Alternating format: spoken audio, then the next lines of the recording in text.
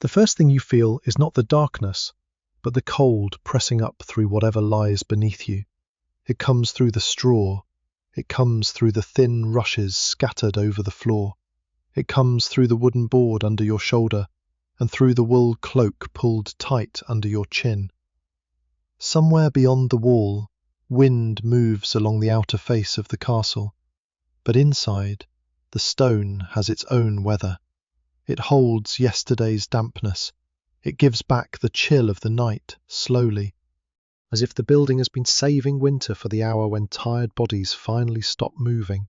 There is no radiator ticking in the corner, no glass window sealed against the air, no private bedroom with a door you can close and a bed made only for you. You are a servant in a late medieval castle household, somewhere in northern Europe, in the hard part of winter, when the days are short, the fires must be watched, and sleep is less a right than a small space left over after work. The question is not simply how people survived the cold. It is how someone low in the household found enough warmth, enough darkness, and enough permission to sleep at all. If you enjoy quiet history like this, settle in, leave a like, subscribe for more, and tell me in the comments where you are listening from tonight and what time it is there. Now, dim the lights. The cold is still there under the cloak, and the castle is still breathing around you in wood smoke, stone dust, damp wool, and the faint, sour smell of rushes that have been walked over all day. The room where you try to rest is not necessarily a room made for sleeping. In a great household, space has a job before it has comfort. A chamber may belong to a lord, a lady, a senior officer, or a guest. A bed with curtains, a mattress, linen, and a place near a fire is not just furniture, it is rank made visible. Lower servants often sleep where the household can spare space, in service rooms, near the hall, above a stable, close to a kitchen passage, on a pallet that can be moved aside before morning, or on a bench where a body can fit if it curls its knees. The arrangement changes by castle and season, but the rule beneath it is simple. Warmth gathers around power first, and only afterward trickles toward the people who carry water, scrub pots, tend animals, sweep floors, and wake before the noble household begins to stir. A winter night inside stone does not feel like the picture of a castle seen from a distance. From outside, the walls look thick and protective. They rise against weather and strangers. But thickness is not the same as comfort. Stone can be slow to warm and quick to feel damp against skin. A fire may blaze in the great hall and still leave a passageway cold enough to make your breath feel sharp. Heat belongs to its hearth, to the chimney breast, to the circle of people allowed close enough to benefit from it. Step away from that circle and the warmth thins at once. By the time a servant is allowed to lie down, the best of the fire may already have gone into other people's evening. Logs have been carried, ash has been shifted, candles have been watched, food has been served and cleared, cups have been gathered, benches moved, dogs nudged aside, rushes disturbed by boots and scraps and grease. The hall that seemed alive a few hours earlier now lowers itself into a darker shape. Somewhere her last ember folds inward with a small red sigh. A servant who has worked near heat may feel the difference as soon as the work stops. Sweat cools under wool. Damp sleeves stiffen. Fingers that were useful a moment ago become clumsy and slow. Your bedding, if it can be called that, has more to do with what is available than what is restful. A pallet might be filled with straw, hay, chaff, or whatever clean material the household can spare. Clean is a relative word in winter, because drying anything is difficult when air is cold and rooms are crowded. A cloak becomes a blanket, another garment becomes a pillow. Shoes may stay nearby, or even stay on, if the floor is too cold or if duty may call before dawn. Wool can hold warmth, even when the air is unfriendly, but it also carries smoke, sweat, animals, rain, and the day's labour. It scratches the neck, It traps dampness if it is not dried. It is comfort and burden together. The body learns small tricks. You pull the cloak over one ear and leave the other exposed, so you can hear if someone calls. You tuck your hands under your arms, because fingers lose heat first. You draw your knees toward your stomach, making yourself smaller, giving winter less surface to touch. If another servant lies nearby, the nearness may be useful and irritating at once. Shared warmth helps. Shared breath, shared fleas, shared coughing, shared restlessness do not. Privacy is thin. A person turns carefully because every movement has a sound. Straw shifting, boards creaking, cloth rasping against cloth. The castle at night is not silent. A draught finds a door latch and worries it softly. A horse stamps below or beyond the yard. A dog dreams and kicks against rushes. A watchman moves along a wall walk, his steps made dull by distance. In the kitchen, something settles in the cooling ashes. For a higher servant, these sounds may mean responsibility. For a lower one, they may mean only that the night is still not finished. Rest is tied to duty, light, fuel, and rank. When candles are costly and winter daylight is brief, the rhythm of the day bends around darkness in a different way. Some work must be finished by firelight. Some work begins before dawn, when bread, animals, water, and fires demand attention before anyone important asks for them. A scullion who has scrubbed pots late may be shaken awake early. A groom may sleep close enough to hear the horses. A watchman may not sleep through the night at all, but divide rest into fragments. A kitchen servant may envy someone with a quiet palate, while someone on a cold palate may envy the kitchen servant's fading heat. That is one of the first strange truths of winter servant sleep. The warmest place may not be the cleanest, the quietest, or the most private. Heat comes with smoke, grease, noise, orders, animals, and work. A place near the kitchen can mean warmth from ovens and embers, but also smells that cling to the hair and clothes. A place near animals can mean living heat rising from bodies, but also damp straw, stamping feet, and the sour heaviness of a stable. A place in a passage may keep you close to duty, but every passing foot can break the shallow surface of sleep. Comfort is never whole. It arrives in pieces, and every piece asks for something back. And so the first answer is this. Medieval castle servants slept lightly, closely, practically, and unequally. They slept in the leftover spaces of a working household, wrapped in wool and fatigue, listening through the dark for the next task. They slept where heat had passed, where straw could be spared, where rank permitted, where another body or a dying fire made the air slightly less cruel. The castle protected them from the storm outside, but it did not remove winter from their bones. It only taught them where, for a few hours, winter might be negotiated. The first problem is the wall, not the enemy outside it, not the height of it, not the proud face it shows from the road, but the simple fact of stone against winter. A castle wall is excellent at standing. It is patient, heavy, hard to burn, and difficult for weather to break. But a wall built to endure is not the same as a wall built to comfort a sleeping body. When the cold has sat in that stone for days, it does not politely remain outside. It settles into the thickness. It lingers in corners. It makes the air near the surface feel different from the air beside a flame. If you are lying near such a wall, you may not even need to touch it to feel it. The cold seems to lean out. Your shoulder, wrapped in wool, knows where the stone is. Your back knows where the open room begins. A person who has worked all evening may be warm in the chest and arms, but the stillness of trying to sleep changes everything. Movement has been hiding the weather from you.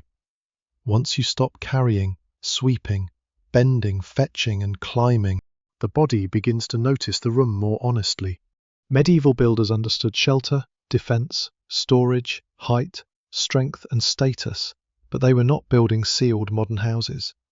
Openings might be shuttered, glazed in wealthier spaces, narrowed, curtained, or blocked against wind, yet air still found seams. Doors opened into passages, servants crossed yards, damp shoes came inside, wet cloaks hung near heat and gave their moisture back to the room. Smoke, steam, animal smells, cooking breath, and human breath all moved through a household that was alive, crowded, and imperfectly closed. A fire could change a room beautifully, but only within limits. Stand near the hearth in the great hall, and your face may grow hot while the back of your legs remains cold. Sit close enough, and your eyes may water from smoke or heat, while the farther corners keep their own darkness. Firelight does not fill a castle the way electric light fills a modern room, and heat does not spread evenly through stone spaces. It travels unevenly, interrupted by height, drafts, doorways, thick masonry, and the simple distance between flame and floor. For servants, this mattered because the warm centre of a room was rarely theirs to claim for long. During the evening, they might pass through warmth constantly without possessing it. A boy bringing wood feels the fire on his cheek as he approaches, then loses it as he turns away. A woman clearing trenches may have warm hands from bowls and grease, then chilled wrists when water cools. A groom coming in from the yard may smell smoke before he feels heat. The household's warmth moves through labouring bodies, but it does not necessarily stay with them when they lie down. The Great Hall, in many castles and large residences, was both a public heart and a working space. Meals happened there, orders travelled through it, servants waited there, crossed it, cleaned it, slept near it, or were kept away from certain parts of it by rank and custom. In earlier and humbler arrangements, some people might sleep in or near the hall after the main activity ended. In wealthier late medieval households, more specialised chambers and service spaces could separate people by role. There was no single rule for every castle, but the hall still teaches one important thing. Warmth in a castle was organised around use, not personal rest. The floor added its own quiet cruelty. Rushes laid over floors could make a surface less bare, absorb some dirt, soften steps, and hold the smell of herbs when fresh ones were mixed in. Yet rushes were not a magic carpet against winter. They were walked on all day. They caught crumbs, mud, dampness, and the traces of animals and people. When they were fresh, they helped. When they were old, they could become part of the room's stale breath. A servant lying on or near such a floor was not sleeping on pure stone, but neither was he lying on clean, dry, private comfort. Under a pallet, the cold still worked upward. Straw and chaff could insulate, especially if dry and thick enough, but dry was a fragile condition in winter. A pallet used by a lower servant might be thin, shared, shifted, or stored during the day. It might be better than a bench and worse than a bed. It might smell of the body that used it last. If it had been dragged nearer to a wall to leave room for passage, the wall took payment in cold. If it sat closer to a doorway, the draught took payment instead. The body measured all of this without words. Feet found the edge of the cloak, knees tightened, the chin dipped. Breath warmed the cloth briefly, then left dampness behind. The person might turn to protect the face, then expose the back, turn again, and the hip met the harder place in the straw. Every solution made a new, small problem. To sleep in such a place was to keep negotiating with materials that could not be persuaded. Wool, wood, straw, air, stone. Fuel was another hidden boundary. A modern person may imagine simply making the fire larger, but wood had to be cut, gathered, seasoned, stored, guarded, carried, and spent with judgment. Peat, brushwood, charcoal, or other fuels might be used depending on region and availability. A noble household could consume great quantities, yet even wealth did not make fire effortless. Someone had to bring it in. Someone had to keep it dry. Someone had to wake early enough to revive it or lay it ready. A servant might sleep cold, partly because warmth had already been rationed through the evening's needs. And even when fuel was available, fire carried its own discomfort. Smoke could hang under a roof or drift badly if a chimney drew poorly. Sparks could worry anyone sleeping too close. Ash could dirty bedding. The hearth that promised warmth also demanded distance and care. A servant near fire might be warmer than one near a wall, but he might also wake coughing, thirsty, or unevenly warmed. Medieval comfort often came braided with inconvenience. The remedy was rarely pure. The castle's vertical shape also changed the night. Heat rises, but high rooms are not automatically kind. Stairs are cold, towers catch wind. Upper chambers may be prestigious, but exposed positions can feel the weather. Lower service spaces may be damp, yet near kitchens or stores, a servant sent through a stair passage after dark could feel temperatures change step by step. Warmer near an occupied chamber, colder by an outer door, sharper where wind entered a slit, heavier where damp collected near the base of a wall. The castle was not one climate. It was many small climates stacked and joined by passages, so when a servant finally lies still, the cold is not just a temperature.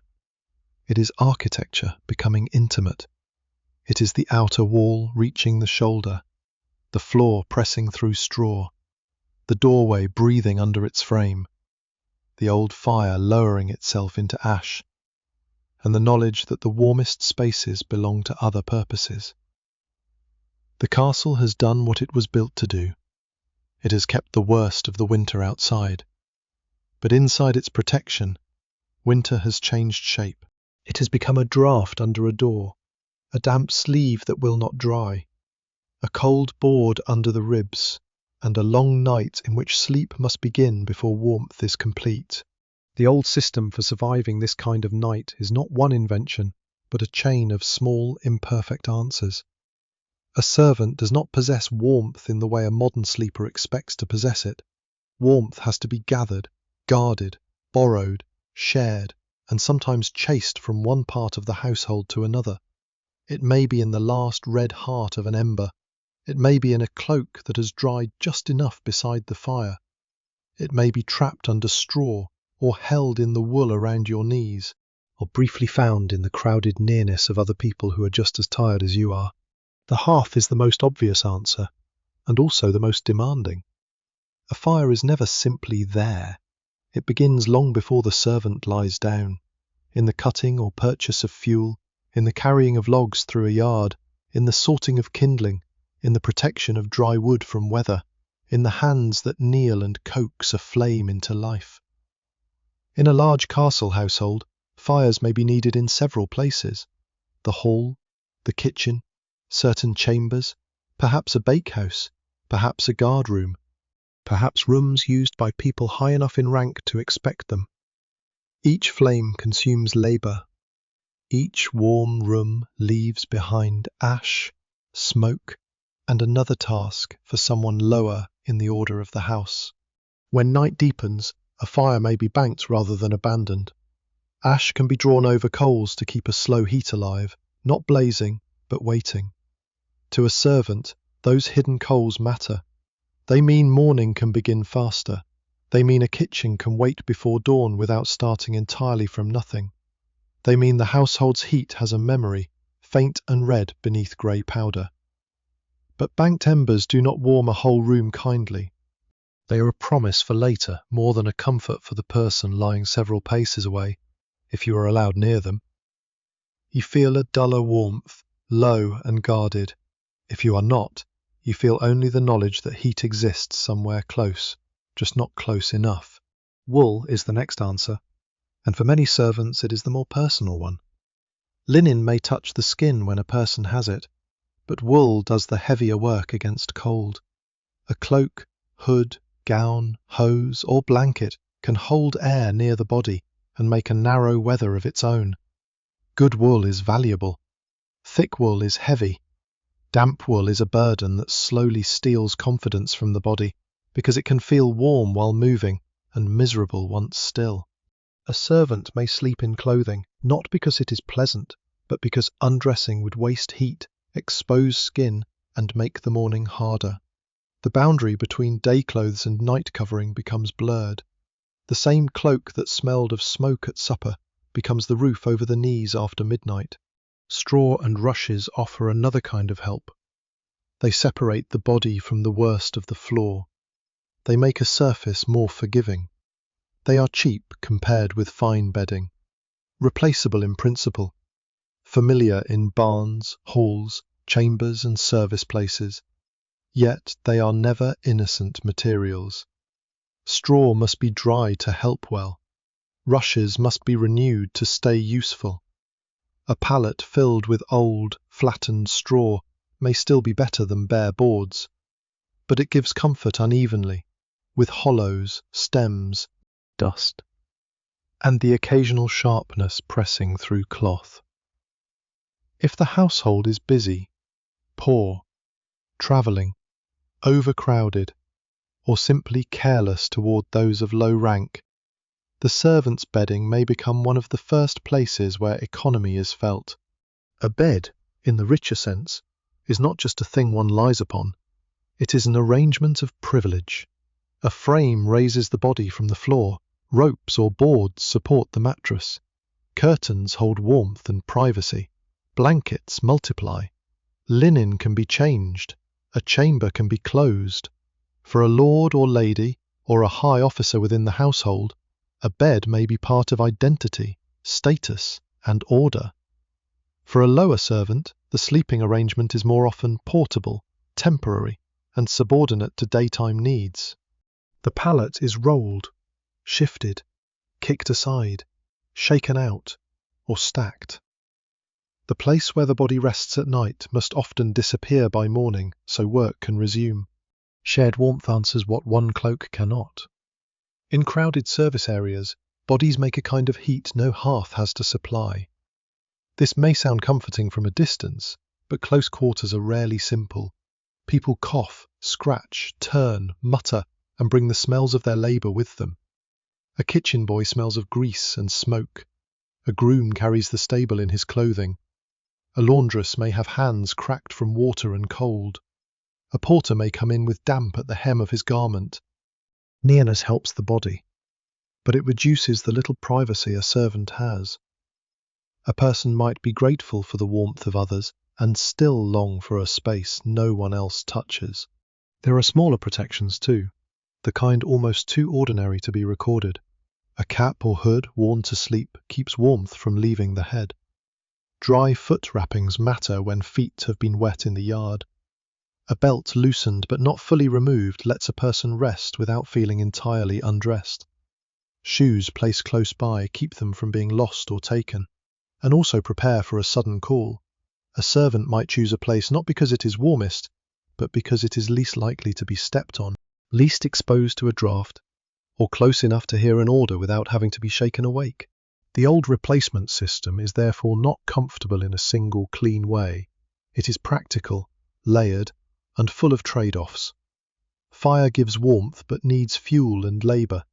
Wool holds heat but keeps smells and dampness. Straw softens the floor but ages quickly. Shared rooms preserve body heat but erase privacy.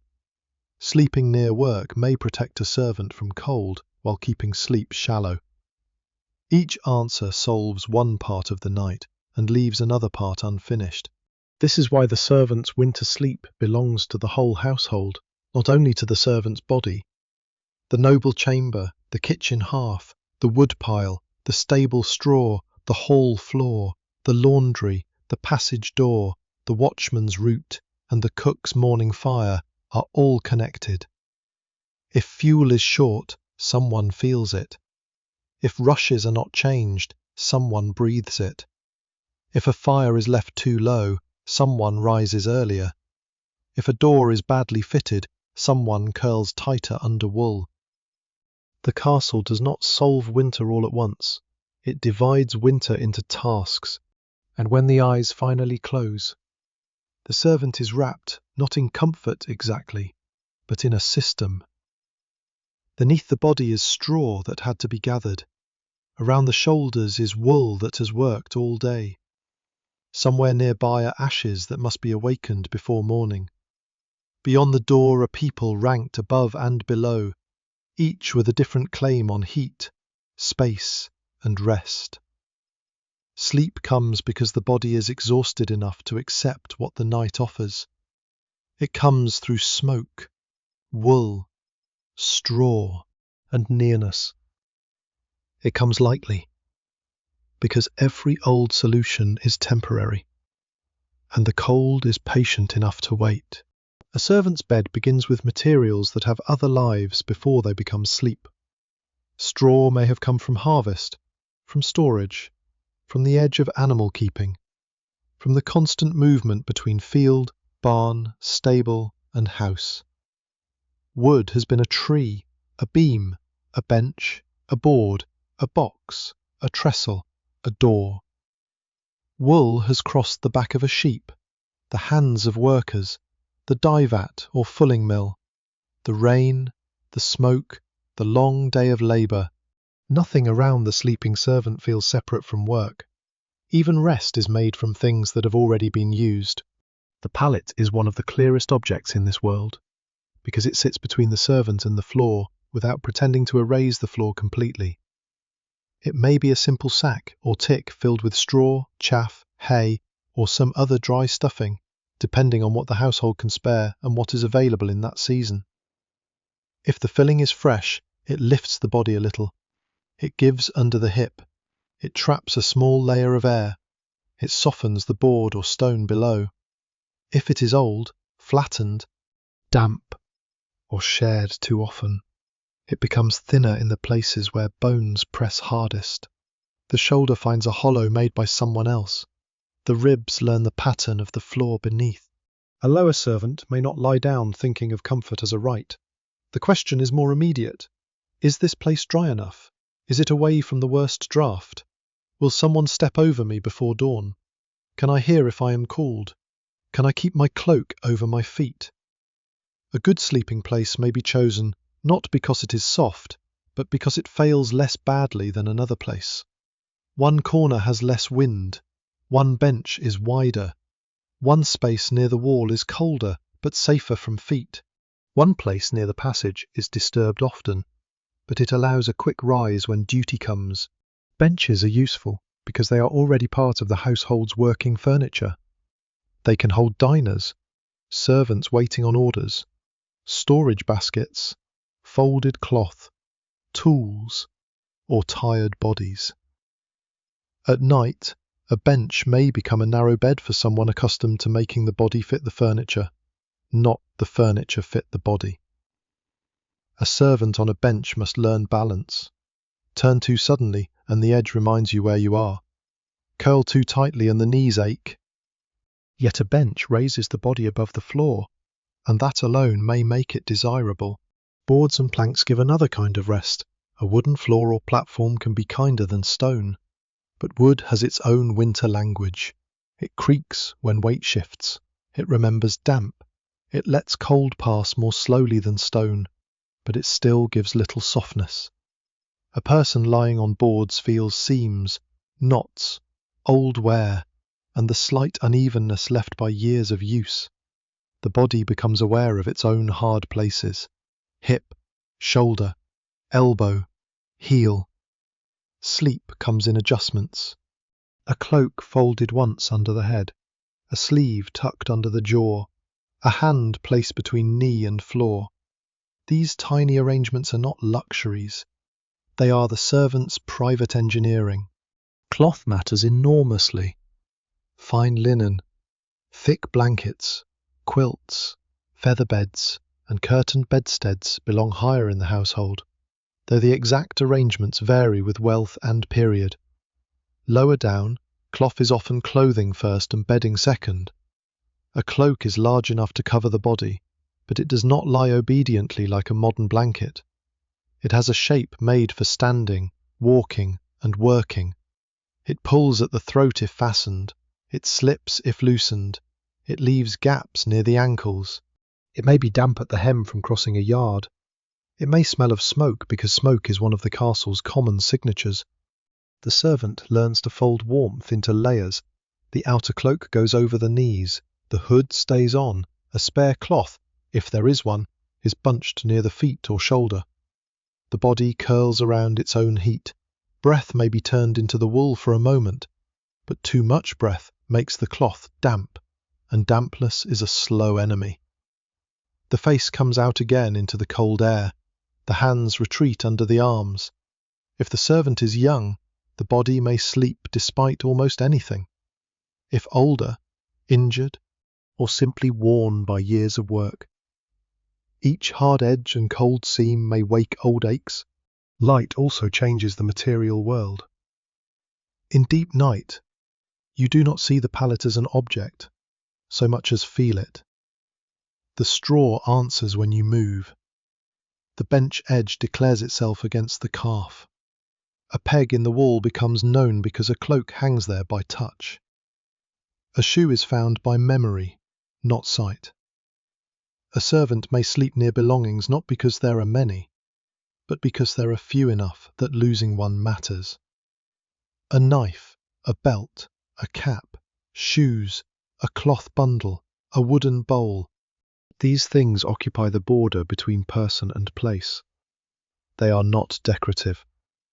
They are the small equipment of continuing. The rushes underfoot carry the day into the night. Freshly laid, they can make a room smell greener, soften the sound of steps, and keep bare floors from feeling quite so bare. But in a working household, floors receive everything: crumbs, ale, mud, ash, grease, hair, damp, and the traffic of people who have no reason to walk gently. By bedtime, the floor is a record of the day's labour. If a servant lies close to it, that record comes near the face. The smell may be grassy in one place, sour in another, smoky near the hearth, animal heavy near an entry. Sleep does not happen in clean abstraction. It happens inside the household's residue. Even vermin and small irritations belong to the material truth, though they should not be exaggerated into a single misery.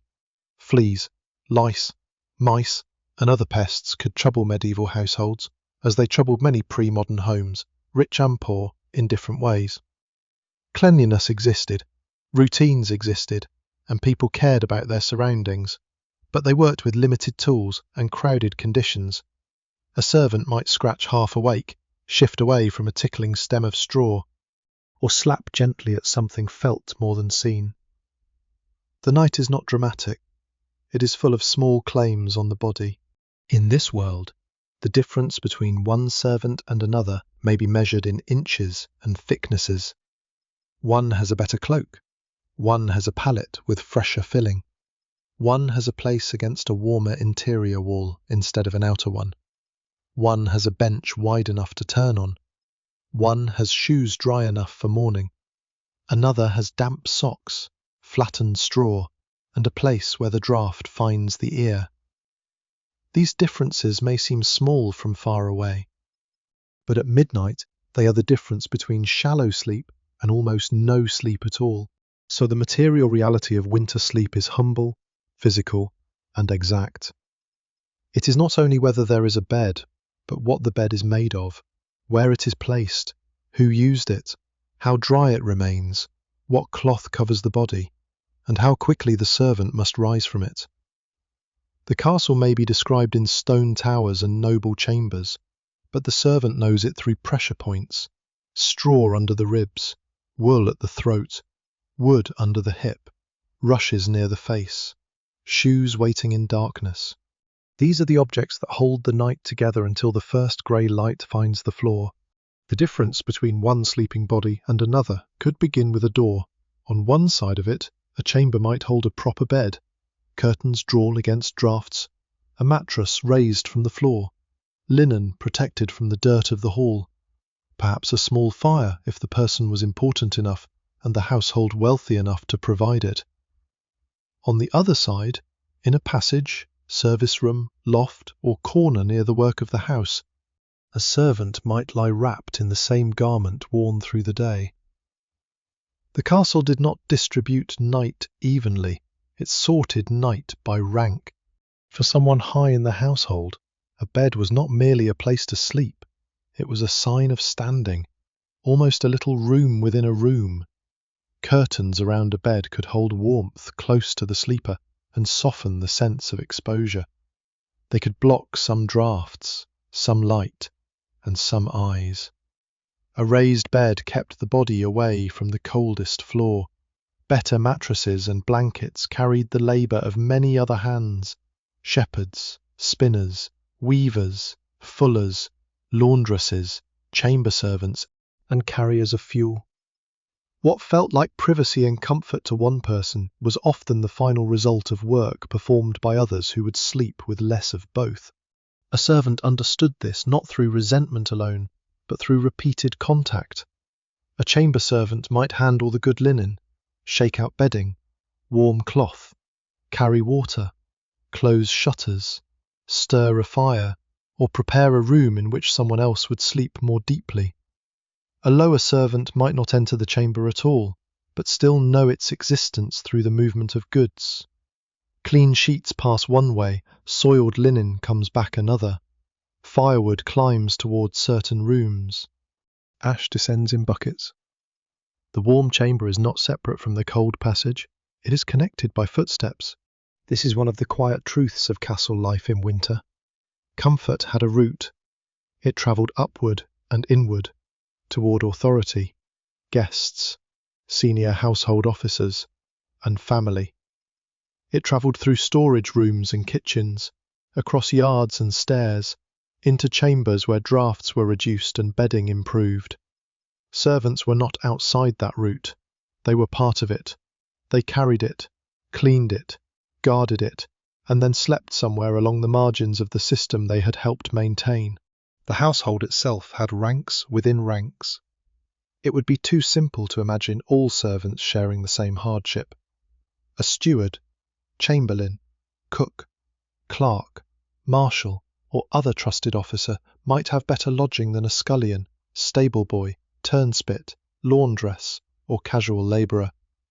Some roles brought closeness to important people, and closeness could bring better clothing, better meals, greater security, or a more protected place to sleep. Other roles kept a person near heat but also near dirt, noise, animals, water, or endless demands. Rank was not only noble against servant, it continued downward in fine steps. Each step felt most clearly when winter made every small advantage valuable. A senior servant might sleep in a small chamber shared with others of similar status, or near the area of responsibility. A cook might have reason to remain near the kitchen. A groom might sleep close enough to the horses to answer trouble quickly. A porter might be near the gate. A watchman might rest in pieces rather than in a full night. A young page or attendant might sleep near a superior, not because it was restful, but because service required nearness. The place of sleep followed the place of duty. The body was arranged by the job before it was arranged by comfort. Gender also shaped the night, though the details varied widely by household and period. Women servants might sleep in spaces connected to female household work, laundry, dairy, chamber service, or domestic offices, sometimes under supervision, sometimes grouped for propriety and safety as well as convenience. Men in stables, kitchens, halls, guard rooms, or outer service spaces faced different forms of exposure and interruption. The script of rank was written together with the script of work, age, trust, reputation, and household discipline. A sleeping place could say not only how valuable your labour was, but how closely the household wanted to watch you. For the lowest servants, the lack of privacy may have been almost as important as the lack of warmth. Cold can be answered by layers, at least partly. Noise can sometimes be slept through, but privacy requires space, and space is one of the clearest privileges in a crowded castle. To sleep where others pass is to let the household keep touching your rest. Boots near the head, a door opening, a whispered order, a body stepping around yours in the dark. Even if no one means harm, the servant's sleep is public in a way the noble bed is not. The curtain bed shows this difference beautifully. Curtains are cloth, but they behave like a boundary. Inside them, heat is held a little longer. The sleeper's breath warms the small enclosure. The room beyond fades. The body has a pocket of night. A servant on a pallet has no such pocket, unless a cloak pulled over the face can imitate one for a few minutes. Yet that cloak also muffles sound, and sound may be necessary. A person who must hear a call cannot disappear too completely into sleep. Food and warmth also met at the edge of rank. Those who ate better, drank warmer, or finished work earlier entered the night with a different body. A full stomach changes cold. A cup of ale, a bowl of pottage, a crust taken late, or a mouthful from the kitchen's remains could matter. Servants in kitchens might gain scraps, warmth, and smells of cooking, but their labour could run long after others had eaten. A person who serves a hot meal may be left with cooled leftovers and tired hands. The warmth of food, like the warmth of fire, often reaches the servant after it has passed through someone else's comfort first. Clothing marked the same unequal world. Better cloth, thicker wool, lined garments, spare coverings, dry shoes, and the chance to change out of damp things were all forms of winter advantage.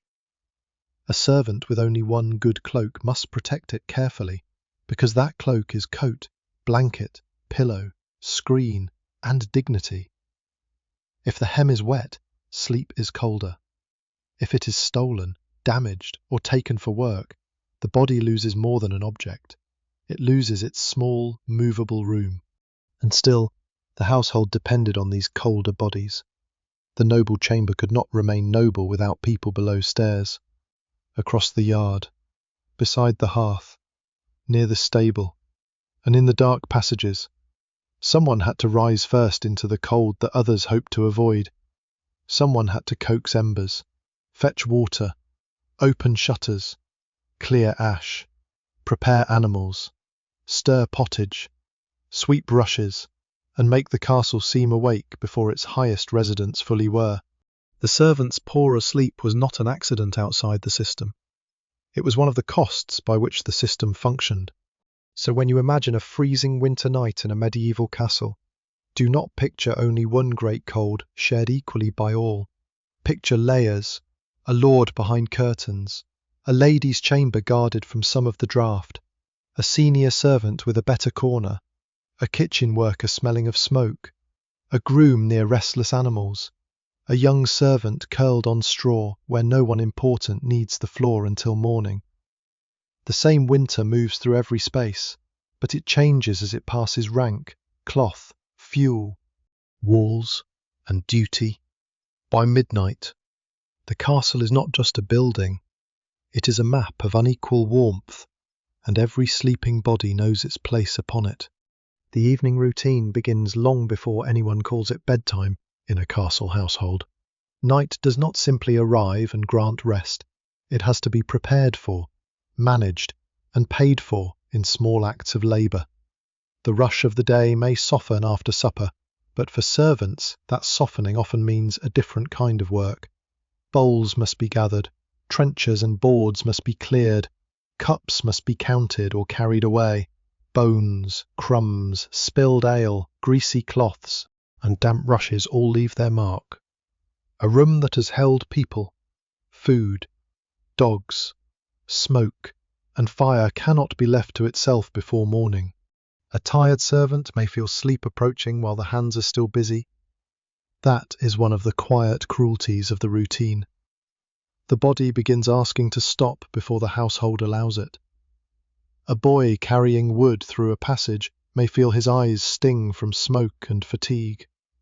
A kitchen maid rinsing a vessel in cold water may feel the ache of the day climb from her wrists into her shoulders. A groom may cross the yard one more time, hearing the frozen mud or hard ground answer underfoot. Each person has a different task, but the same invisible boundary stands ahead.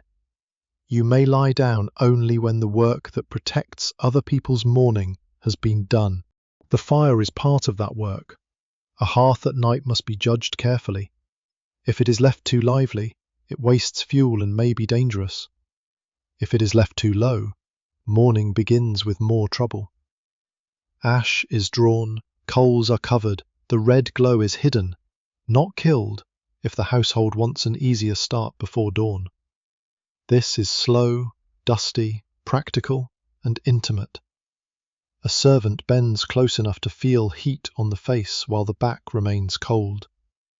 The hands know the weight of the tool, the softness of ash, the small sound of embers shifting under grey cover. In the kitchen, the routine has its own rhythm.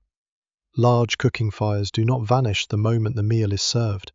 Pots must be moved, water must be heated or cooled, utensils must be cleaned as well as the conditions allow. Food stores must be secured. Bread, ale, meat, pottage, sauces, and scraps each have their place in the order of the house. A low-ranking worker may finish the evening near warmth and still go to sleep cold, because heat earned during labour does not remain once wet sleeves, tired feet, and winter air reclaim the body.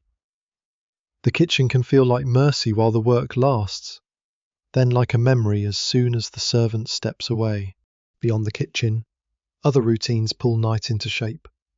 Stable servants see to animals whose needs do not respect human tiredness. Horses must be fed, checked, settled, and watched for signs of trouble. In winter, animals carry their own warmth, their own breath, their own damp bedding, and their own demands.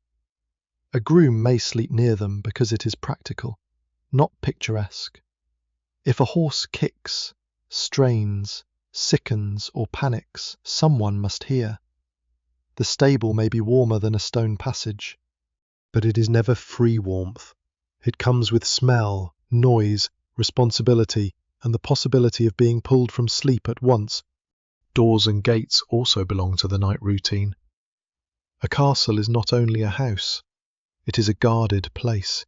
Even when no danger is near, bolts are checked, latches are heard in the hand. A porter or watchman may know the sound of a door by its weight and drag. Wind may press against an outer gate while a servant inside handles wood, iron, and cold metal. Touching metal in winter teaches the body quickly. The hand comes away sharper than before. A person assigned to such work carries the edge of the outside back into the inner spaces. Only after these duties thin does the question of sleeping place return. A servant may already know where to go, but knowing is not the same as finding the place unchanged. Someone else may have taken the warmer spot. A pallet may have been moved, a bench may be occupied, a corner may be damp because a door has been opened often. In a crowded household, sleep requires social navigation. A lower servant learns which bodies can be asked to shift and which cannot. He learns who snores, who kicks, who complains, who steals a bit of cloth, who leaves space, who must be avoided after a hard evening. The body prepares itself in little stages. A belt is loosened but not abandoned. Shoes are checked. A cap stays on.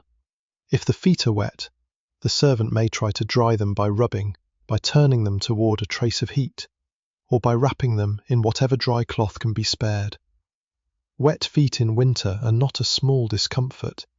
They can keep the whole body awake, making the legs tense and the back curl tighter. A dry pair of hose is a treasure. Without it, the servant chooses between damp warmth and bare cold. There is also the matter of light. A modern sleeper expects the room to belong to the night once lamps are switched off. In the castle, darkness is uneven and practical. A candle is costly. A rushlight is brief. Firelight fades according to fuel, not preference. Servants cannot waste light for private ease. They settle by touch, by memory, by the dull red of coals, by a line of paler air under a door, or by the weak glow carried from another space. A person learns the room without seeing it fully. The hand finds the cloak, the foot finds the pallet edge, the shoulder finds the wall and moves away from it. Sleep then comes in layers, just as warmth does. The first layer is permission. No one is calling. The second is position. The body has found a way to hurt less. The third is trust. The fire is safe enough. The door is shut enough. The shoes are close enough. The morning duty will not be missed. Only after that can the mind begin to loosen. Even then, the servant may remain half alert. A sound from the passage may be a dream or an order. A cough may belong to the person nearby or to someone standing over him. A dog moving in the hall may disturb the straw, and the body wakes before thought has caught up. This repeated routine matters because it turns winter sleep into a habit rather than an event.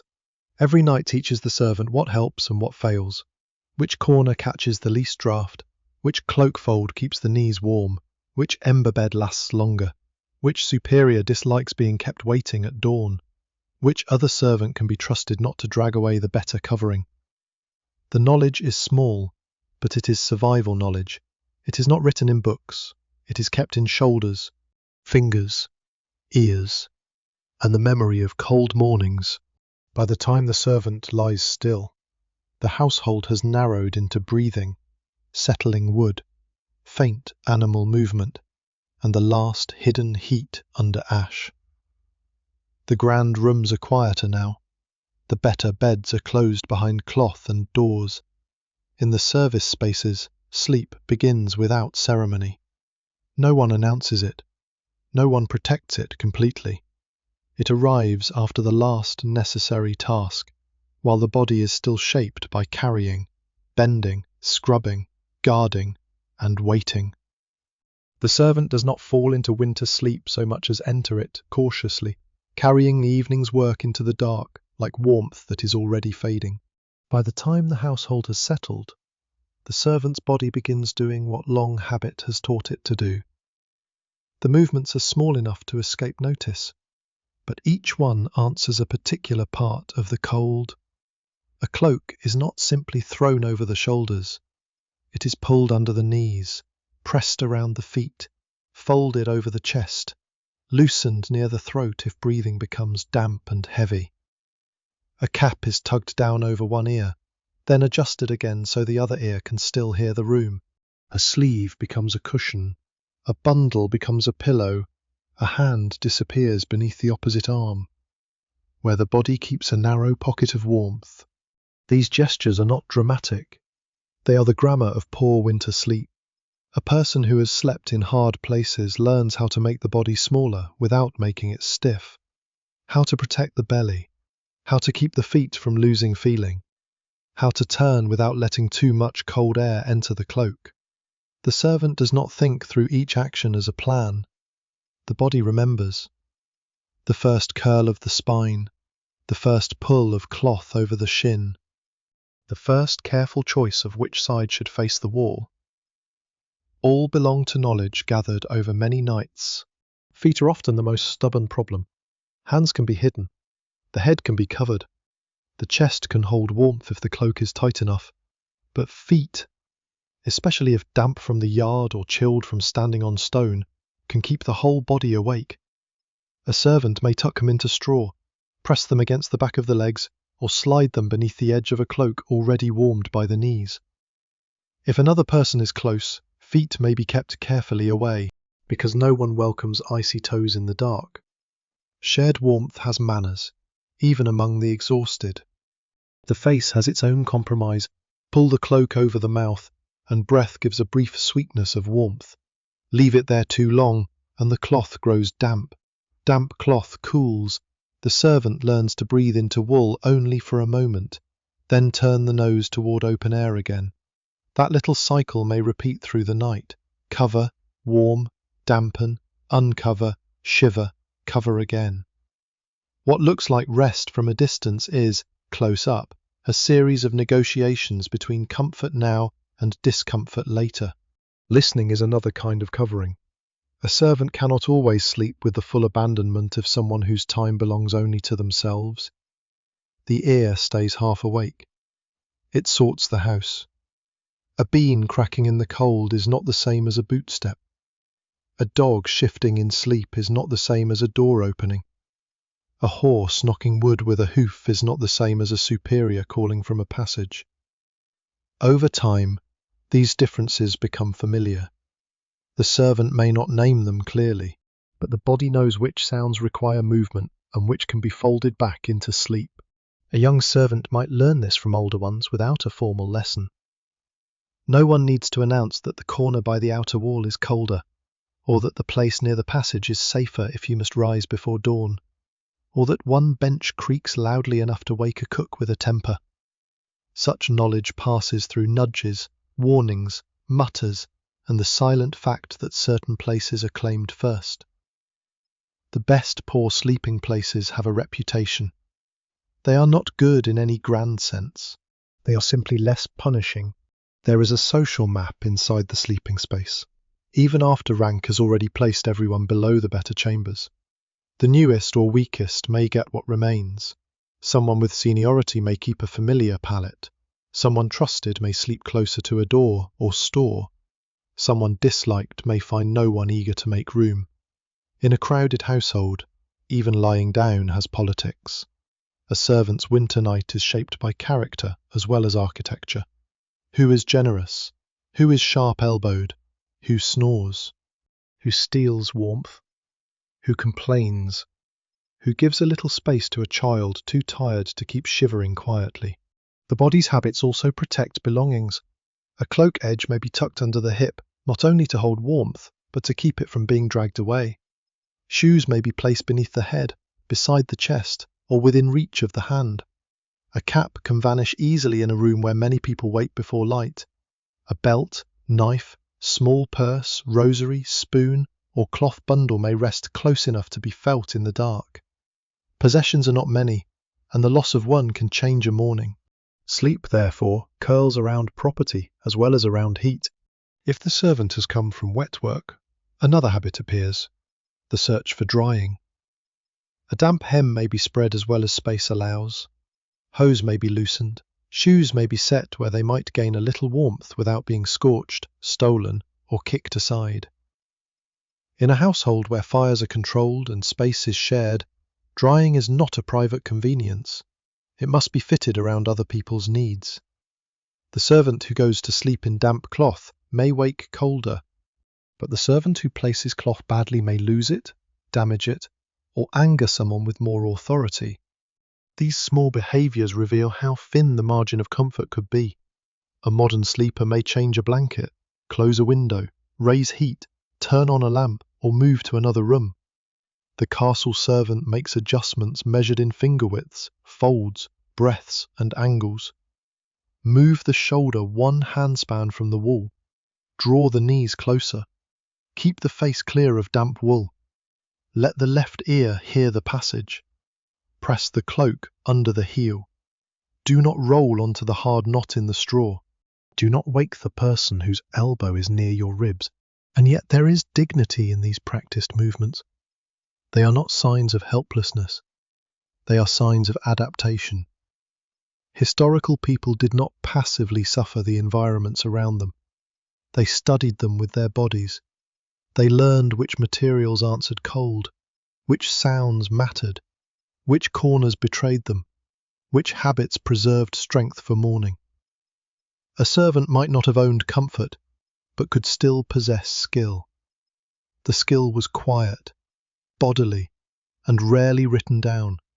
Near the deepest part of the night, when even the last murmurs fade, these habits hold the servant in place. The cloak has found its shape. The feet are hidden as well as they can be. The ear has stopped chasing every sound. The hand rests over a small possession or under the ribs. Around the room, other bodies have made their own fragile arrangements. The cold remains, but it has been divided into smaller problems. A draught to avoid, a damp edge to turn away from, a hard place to spare, a sound to ignore. Sleep comes not because the night is comfortable, but because the servant has made a temporary bargain with every object touching the body. The strange mercy of a castle winter is that the warmest places are not always the places meant for sleep. A servant may lie on a pallet in a cold corner and long for rest, yet the body remembers that an hour earlier, while still working, It was warmer beside the kitchen fire than it is now under a cloak. This is the midpoint of the winter night's quiet puzzle. Comfort is not located only in beds or chambers. For many servants, warmth is scattered through labour, hidden in rooms where sleep is difficult, dirty, noisy, or forbidden, but where the air has been touched by fire, animals, ovens, steam, and work. The kitchen is the clearest example in a large household. It may stand apart from some main living spaces because of heat, smoke, smell, and the risk of fire. It is a place of knives, hooks, spits, pots, tubs, chopping boards, grease, steam, and ash. During the busiest hours it can be exhausting, loud, and almost overwhelming. But after the main work has passed, when the fires have been drawn down and the great heat is sinking into brick, stone, iron, and ash, the kitchen may still hold a kind of stored warmth that other spaces have lost.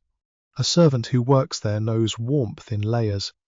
There is the fierce heat of the fire against the face while turning, lifting, stirring, or carrying. There is the damp heat from boiling pots. There is the greasy warmth that clings to sleeves. There is the tired heat inside the body from moving without pause. Then, later, there is the quieter heat left in the room after most of the labour is done. It gathers near hearthstones, behind ovens, around warm vessels, and in the walls that have taken in the day's burning. None of this makes the kitchen peaceful. It only makes it less cold. For a low-ranking kitchen worker, that difference can matter deeply. To sleep near the kitchen may mean smelling old smoke, meat fat, onions, ale, damp wood, and scraps. It may mean waking when someone enters before dawn to begin again. It may mean sharing space with tools, baskets, barrels, dogs, or other workers who have no better place. Yet a corner near residual heat can feel precious after a passage where the air cuts through wool. The servant may accept smell, noise, and interruption because the body chooses warmth before dignity when winter is hard enough. The bakehouse, where a castle or great household has one, offers another version of this bargain. Ovens are not gentle things. They require fuel, timing, skill, and attention. They can make a room almost unbearable while active, then leave behind a slow, desirable warmth when the baking is done. Stone or clay that has held fire does not release heat all at once. It gives it back gradually. For someone accustomed to cold floors and thin bedding, even being near that stored heat might feel like a blessing. But again, the blessing belongs first to work. Bread must be made, fuel must be managed, ash must be cleared. The warmth is a residue of obligation. A person assigned near washing, brewing, or laundry might know a different heat. Wet heat. Water heated for household work gives steam and relief to cold hands, but it also leaves dampness in clothes and air. Laundry in winter is hard on the skin. Wet cloth grows heavy, fingers redden and crack. Steam may warm the face while sleeves soak through. Later, when work stops, the same dampness can become chilling. This is one reason warmth could betray a servant. A body warmed by labour and moisture may feel fine while moving, then grow cold quickly once still.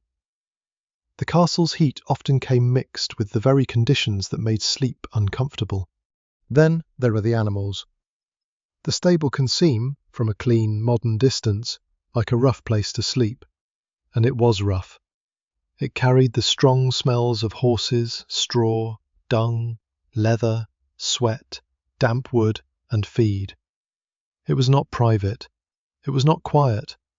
A horse shifting weight in the dark could wake anyone nearby. A restless animal could turn sleep into vigilance. But animals are living heat. In cold weather, the breath and bodies of horses, cattle, or other livestock can make an enclosed space feel different from an empty stone room. To a groom or stable boy, the stable's warmth might be practical, familiar, and inseparable from responsibility. Sleeping near animals also shows how medieval comfort could be measured differently from modern comfort. A stable might be dirty by the standards of a chamber, but it might also be warmer than a draughty passage. It might be noisy, but the noises are known. A groom learns which horse stamps in sleep, which one worries at the stall, which sound means nothing and which requires rising. The animal's warmth is not free. It is tied to feeding, bedding, mucking, watching, and knowing. A servant does not simply borrow warmth from the stable. He earns the right to remain near it by being useful there. Even guardrooms, gatehouses, and watch spaces complicate the idea of sleep. A watchman might have access to a brazier, a small fire, a cloak, a sheltered corner, or a bench during off moments. But his rest is broken by design. He cannot surrender fully. His warmth may be better than a servant's in a cold service room, but his sleep is thinner. He may doze sitting up, wake to footsteps, listen for changes in the weather, or take turns with others. Here again, warmth and rest do not arrive together. One may improve while the other is damaged. What this reveals is that the castle has warm organs and cold limbs. The kitchen, bakehouse, laundry, stable, and occupied chambers carry pockets of heat. Passages, outer walls, stairs, storage spaces, and unused corners lose it. Servants move between these climates as part of their work. They know the building not as one grand structure, but as a map of temperatures. A particular doorway bites at the wrist. A certain stair always feels colder halfway up. The kitchen threshold smells of smoke before it warms the skin. The stable breathes differently from the hall. A banked oven may be worth passing near before lying down.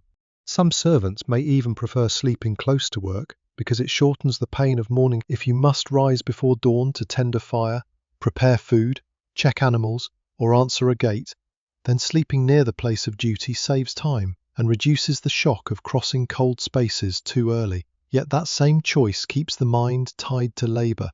The body lies down, but the job remains close enough to touch. The pot, the oven, the horse, the gate, the ashes, the pail, the bell, each waits nearby like a quiet claim on sleep. So the answer deepens. Castle servants did not merely endure cold by hiding under rough bedding. They searched for warmth in the working body of the castle. They slept near heat when rank, duty, and chance allowed it. But that heat usually came with smoke, damp, animals, tools, noise, or responsibility. The most bearable corner might not be clean. The warmest place might not be restful. The safest place might be cold. And the place that let a servant sleep longest might be the very place that woke them earliest. By the middle of the night, the servant's world is no longer simply divided between warm and cold. It is divided between kinds of warmth, each with a price. Fire warms and smokes, ovens warm and demand labour, animals warm and disturb, steam warms and dampens, crowds warm and crowd. A cloak warms and traps the day's smell. The servant learns to choose among imperfect mercies, and in those choices, the castle becomes more human than its towers suggest. A building kept alive by tired people moving from one fading heat to another. The more closely you look at a medieval castle night, the less it allows one simple answer. Servants did not all sleep in the same place, under the same covering, beside the same kind of fire. A castle was never only a castle. It could be a military stronghold, a noble residence, a working estate centre, a seasonal household, a border fortress, a royal lodging, or a fortified manor shaped by local weather and money. The servant's winter sleep changed with all of these things. The cold was common, but its arrangements were not. In a wealthy household, there might be more rooms, more bedding, more servants, more specialized offices, and more fuel to spend. That does not mean every person slept comfortably. Wealth often made hierarchy more elaborate rather than flattening it. A great lord's household could contain many layers of service, and those layers might separate a trusted chamber servant from a kitchen boy, a senior cook from a scullion, a groom from a page, a porter from a laundress. Some servants were close to authority and received better food, clothing, or lodging. Others remained at the edge of warmth, doing the work that allowed the centre to feel ordered. In a poorer or smaller castle, the arrangements might be rougher but also less formal. Fewer rooms could mean more shared space, more people sleeping near the hall, more flexible use of benches, lofts, storage areas, or service corners. A servant in such a place might have less distance from the noble family in physical terms, but not necessarily more comfort. A smaller household may have fewer hands to share work, fewer fires to maintain, and less spare bedding. Where wealth is thin, every object works harder. A cloak is not only a cloak. A bench is not only a bench. A room is not only for one purpose. Region mattered as well. The winter of northern England, Scotland, northern France, or the Low Countries did not feel the same as the winter in milder parts of southern Europe. Dampness could be as punishing as deep frost. A wet cold enters cloth and joints differently from dry cold. In some places, fuel was wood. In others, peat, charcoal, brushwood, or mixed fuels could play a role, depending on landscape and access. Building materials changed too. Stone, timber, clay, plaster, thatch, tile, and later brick each shaped how rooms held or lost heat. A servant did not sleep inside a general idea of the Middle Ages, but inside a local climate and a particular building. The date within the medieval period also matters. A castle household in the 12th century might not look or operate like one in the 15th. Domestic arrangements changed over time, and elite residences gradually developed more private chambers, more specialized spaces, and different expectations of comfort. Fireplaces, chimneys, glazing, wall hangings, shutters, and interior partitions could alter the feeling of certain rooms, especially for those of higher status. But such improvements rarely spread evenly through the household. A noble chamber might become more private, while servants still slept in shared or functional spaces close to work. The servant's role could matter more than almost anything. A kitchen worker might be warm before bed and smoky afterward. A groom might have the living heat of horses, but also the smell, responsibility, and risk of being woken. A watchman might have a fire or brazier nearby during a turn of duty, but sleep in fragments. A laundress might suffer from damp cloth and cold water. A chamber servant might handle fine bedding without owning it, and perhaps sleep in a place that reflected trust, availability, or supervision. A boy learning service might sleep where he was told, with little say. A senior household officer could have a more secure and protected sleeping place than many people who still counted as servants in the broad sense. Gender and age shapes the night quietly. Female servants might be grouped in ways that reflected household discipline, modesty, safety, and the kind of work assigned to them. Young servants could be placed near older workers, near the office where they served, or in spaces where they could be watched and summoned. A child or adolescent in service might sleep deeply from exhaustion and youth, yet be more vulnerable to cold because the sleeping place and bedding were chosen by others. Older servants might have better standing, but also older bodies, stiff joints, and less tolerance for a hard palate. Rank, gender, age, and task braided together until no single word, servant, could explain the sleeping arrangement by itself. Season changed everything. A summer sleeping place that seemed bearable could become punishing in January. A passage that felt airy in warm weather became a channel for draughts. A loft that was convenient might become too cold or damp. A stable might become more desirable. A kitchen corner might become crowded. Additional coverings might be brought out, if the household had them. Clothing might stay on through the night. People might cluster more closely, choose places nearer to residual heat, or accept smells and interruptions they would avoid in milder weather. Winter made the household's hidden map visible by forcing everybody to seek heat. The weather outside a particular week also mattered. One freezing night after a dry cold spell was different from weeks of rain, thaw, mud, sleet and wet clothing. Damp rushes, wet shoes, sodden hems and poorly dried wool could make sleep worse, even if the temperature was not at its lowest. A servant who spent the day crossing yards, fetching water, carrying fuel, tending animals or washing cloth brought the weather inside on the body. The sleeping place then had to answer not only the room's cold, but the day's accumulated damp. We also have to be careful with evidence. Medieval records often tell us more about elite property, payments, inventories, household accounts, rules, and exceptional events than about the exact sleeping posture of a tired scullion on a particular winter night.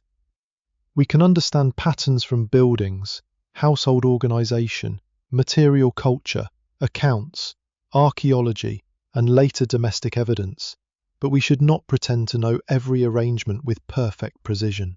The honest picture is one of strong likelihoods, not a single universal scene. Servants often slept in shared, practical, lower comfort spaces, but the exact place depended on the household. This caution does not weaken the story, it makes it more human. A universal answer would be flatter than the truth. Some servants may have slept better than we imagine, especially those with trusted roles, decent clothing, or access to warmer spaces. Others may have slept worse, especially the young, the lowest, the damp, the newly arrived, the overworked, or those placed near cold outer walls and passages. The medieval castle was not one experience, but a machine of differences. Winter exposed each difference by pressing on the body until even a little extra cloth became meaningful. So when the servant lies awake in the dark, that servant is not every servant. Perhaps he is a groom above a stable in a northern castle. Perhaps she is a kitchen worker near the cooling hearth of a French noble household. Perhaps a young boy has curled beneath a bench in a hall that will be swept before dawn. Perhaps a senior chamber servant sleeps in a small shared room close enough to hear a lady call. Each one belongs to the same broad world, but each feels winter through a different route of work, rank, architecture, and chance.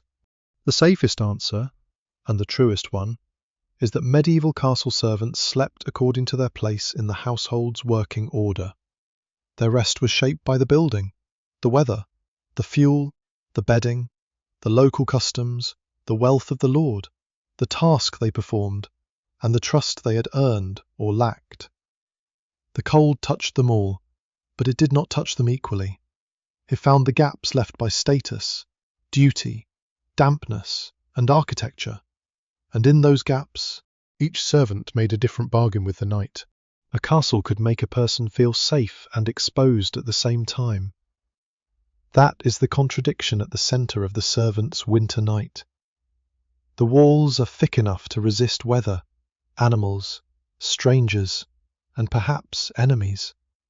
Yet the body lying inside them still feels vulnerable to cold, damp, interruption, and rank. The servant is sheltered, but not fully comforted. Protected, but not private. Indoors, but not removed from winter. The building keeps the world out in one sense and lets it return in another, through stone, draught, wet clothing, and the endless needs of the household. For those who lived above the servant in status, this contradiction was softened by objects. A chamber door closed, a bed curtain drawn, a better mattress, more blankets, a fire tended by someone else. A servant could see, carry, clean, or prepare these things, then sleep beyond their reach.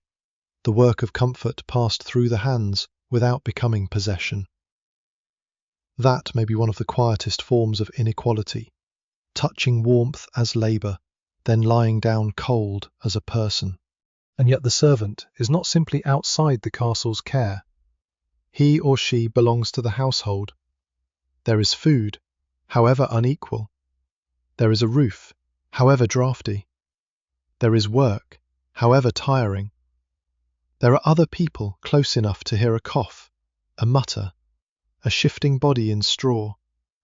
In a hard winter, A place inside a castle household could be better than exposure outside, better than uncertain road travel, better than some forms of rural poverty or temporary labour. The servant may feel gratitude and exhaustion in the same breath. The shelter is real. So is the hardship. This is what makes the night emotionally complicated. A modern mind may want the story to divide cleanly between luxury and misery, but the lived experience is less simple. A kitchen worker near warm embers might feel luckier than someone in a cold passage. A groom sleeping near horses might complain of smell and broken rest, yet know the stable is warmer than stone. A trusted chamber servant might have better access to warmth than many others, but remain bound to another person's needs even at night. The household gives and takes at once. It offers belonging with obedience, protection with fatigue, warmth with smoke, and rest with readiness. The servant's sense of self is shaped by this bargain. To sleep lightly is not only a physical habit, it is a social position. Someone who may be called must keep part of the body available. Someone whose place can be moved must not grow too attached to any corner. Someone whose bedding is humble learns to value small improvements without expecting transformation. A dry cloak, a less crowded bench, a place out of the draught. A few hours without being disturbed. These become meaningful because they are not guaranteed. Even the castle's sounds carry the contradiction. The same gate that protects the household may wake the porter. The same kitchen that feeds everyone may exhaust the scullion. The same fire that makes the hall honourable may fill someone's eyes with smoke. The same horse that gives the groom warmth may pull him from sleep with a stamp or restless breath. Each protective system creates labour near it. The servant sleeps among the side effects of safety. There is also a moral quietness in the way comfort is produced. A lord does not need to think each night about who gathered the wood, who carried the ash, who warmed the water, who shook the bedding, who checked the animals, who locked the doors, who rose before dawn. The work is supposed to disappear into smooth household order. If everything functions well, the higher ranks experience warmth and readiness as if they are natural. But for the servants below, nothing is natural. Every comfort has weight, temperature, smell, and timing. Every warmed chamber leaves a trail of cold fingers. A servant lying awake might not turn this into a complaint. Medieval people understood hierarchy as part of the world they inhabited, supported by law, custom, religion, dependence, and necessity. That does not mean they felt nothing. It means their feelings were held inside a structure that seemed ordinary, even when it was hard. A person could accept rank and still feel the ache of it in winter. Cold makes hierarchy physical. It turns social distance into the difference between a curtained bed and a shared pallet, between dry linen and damp wool, between sleeping until morning and rising to revive a fire for someone else. The body may notice what the mind is not invited to say. It notices that another room has more heat. It notices the smell of better linen carried away. It notices that some people can close doors and others sleep where doors open. It notices whose rest is protected and whose rest is interrupted. These observations need not become rebellion to matter. They become knowledge. The servant knows the household from underneath, from the roots by which comfort travels. Still, there are softer human threads inside the harshness. Servants could share warmth, jokes, warnings, favours, bits of food, better places, and practical knowledge. A person who had suffered a cold corner might tell another to avoid it. Someone might make room for a younger worker. An older servant might know how to bank a fire well enough to make morning kinder. Companionship does not erase inequality, but it changes the texture of endurance. A crowded sleeping space can irritate, but it can also prevent a person from feeling entirely alone. The emotional centre of the winter night is therefore not pure suffering, it is dependence. Everyone in the castle depends on everyone else, but not equally. The higher ranks depend on servants to make warmth, food, order and protection appear. Servants depend on the household for shelter, wages or keep, status, food and belonging. The castle itself depends on bodies willing to wake, carry, clean, guard, cook, sweep, mend and listen. In winter, that dependence becomes visible in breath and ash. As the night deepens, a servant may feel both inside and outside the life of the castle. Inside, because the walls hold them, the routines include them. The fire they helped tend still glows somewhere in the building. Outside, because the deepest comfort lies behind curtains, doors, and ranks they do not cross. The servant sleeps close to the machinery of noble life, but not at its centre. The body rests in the shadow of warmth it helped create. That is why the cold of a castle servant's winter night is more than weather. It is a social feeling. It is the chill of stone, yes, but also the chill of being necessary without being central. It is the ache of protection that does not quite become tenderness. It is the knowledge that the castle can be strong and still leave a person curled tightly under a smoky cloak. And when sleep finally comes, it does not resolve the contradiction. It only softens it for a while, until the first duty of morning calls the servant back into the system that kept them safe. Tired and cold all at once. The hardest nights were the ones when the system that usually held winter back began to fail in several small ways at once. A servant could manage one discomfort. A poor pallet could be endured if the cloak was dry. A cold passage could be tolerated if the feet were warm. A smoky hearth could be forgiven if it left enough heat in the room. But winter rarely troubled only one thing.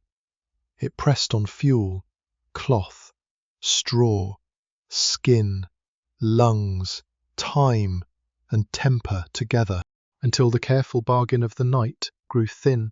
Fuel was often the first pressure felt by everyone, though not equally. A castle household required enormous amounts of wood or other fuel, depending on the region, the season, and the size of the establishment. Fires had to cook, warm, bake, brew, heat water, light work, and honour rank. Fuel did not appear by wish. It had to be cut, gathered, purchased, hauled, dried, stored, guarded, and carried to the rooms where it would be used. Bad weather could make every stage harder. Wet wood smoked more. Scarce wood was watched more closely. A household might still maintain the fires that mattered most, but lower spaces could feel the restraint. A servant might know fuel scarcity not as an account book problem, but as a smaller fire, a colder corner, a shorter evening glow. The hearth is allowed to sink sooner. A chamber gets wood before a service room. A kitchen fire is preserved for morning use rather than comfort after work. A servant who once warmed hands at the edge of a flame may now find only ash and a few guarded coals. The body learns what economy feels like. It feels like waking at midnight and realizing the air has grown sharper than usual. Smoke adds another kind of pressure. It belongs to the world of fire so completely that warmth and irritation often arrive together. A chimney that draws poorly, a gust that changes the air, damp fuel, crowded hearths, and low winter ventilation can make smoke linger where people need to breathe. A servant sleeping near warmth may trade cold for a rough throat. Eyes sting before sleep. Cloth smells heavily by morning. Hair and wool carry the room into the next day. Smoke is not always dramatic. Sometimes it is simply there, a constant veil that makes the inside air feel used and tired. The person far from the fire suffers cold. The person too near it may suffer smoke, sparks, and interruption. That is why the warmest place is not always the best place. Someone lying near a hearth may wake when an ember collapses, when another servant crosses to tend it, when ash shifts, when a dog noses close, when heat becomes too sharp on one side and useless on the other. Fire gives life to the household, but it does not let everyone rest peacefully around it. Damp bedding is a quieter enemy and often a more persistent one. Straw that has taken up moisture loses some of its kindness. Cloth that has not dried fully can chill the skin long after the fire is gone. A pallet kept near a cold wall may draw damp from the air or floor. Rushes that have been walked over by wet shoes and muddy hems make the room smell heavier.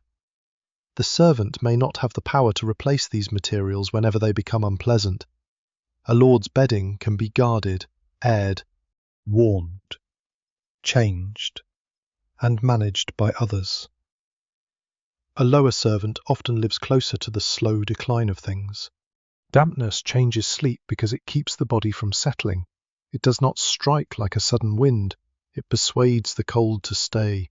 A sleeve at the wrist remains clammy. A hem near the ankle sends chill upward.